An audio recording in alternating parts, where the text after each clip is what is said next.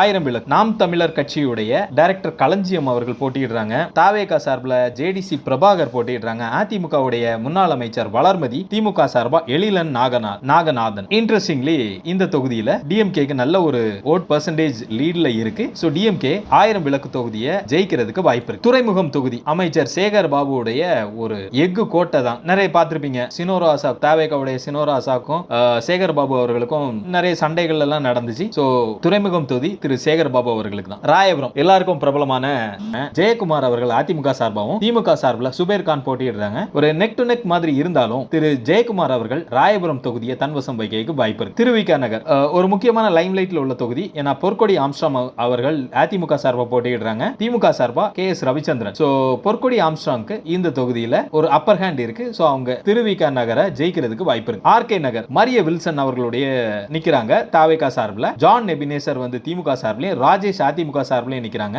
ஒரு எல்லாருக்குமே தாவேகாக்கு திமுக எல்லாருக்குமே ஒரு கடுமையான டஃப் ஃபைட்டான கொடுக்கக்கூடிய ஒரு தொகுதி தான் ஆர்கே நகர். தாம்பரம் கிருத்திகா தேவி அதிமுக சார்பிலையும், ராஜேந்திரன் அவர்கள் அதிமுக சார்பிலையும், தமிழ்ச்செல்வி அவங்க நாம் தமிழர் கட்சி சார்பாகவும் போட்டியிடுறாங்க. சோ இங்கேயும் அப்படிதான் 3 கட்சிகளுக்குள்ளாலையும் neck to neck fight. So அதனால கடுமையான போட்டி உள்ள தொகுதியா தான் இதை வந்து பார்க்க முடியும். பல்லாவரம் ரொம்ப இன்ட்ரெஸ்டிங்கா தேமுதிகக்கு இந்த தொகுதி ஒதுக்கி இருந்தாங்க. அதிமுகல IJK கட்சிக்கு ஒதுக்கி இருந்தாங்க. IJK சார்பா வெங்கடேசன் அவங்களும் அனகை முருகேசன் அவங்களும் போட்டியிடுறாங்க. IJK இந்த தொகுதியில ஜெயிக்கிறதுக்கு வாய்ப்பு இருக்கு. சோழிங்கநல்லூர் அரவிந்த் ரமேஷ் அவர்கள் திமுக சார்பாகவும், KP கந்தன் அவர்கள் அதிமுக சார்பாகவும், சரவணன் அப்படிங்கிறவங்க தாவேகா சார்பாகவும் போட்டியிடுறாங்க. 37% ஓட் ஷேர்ல அரவிந்த் ரமேஷ் அவர்கள் சோழிங்கநல்லூர்ல ஜெயிக்கிறதுக்கு வாய்ப்பு இருக்கு. இதுதான் நம்ம சென்னையில் உள்ள முக்கியமான தொகுதிகளுடைய எக்ஸிட் போல்ஸ்.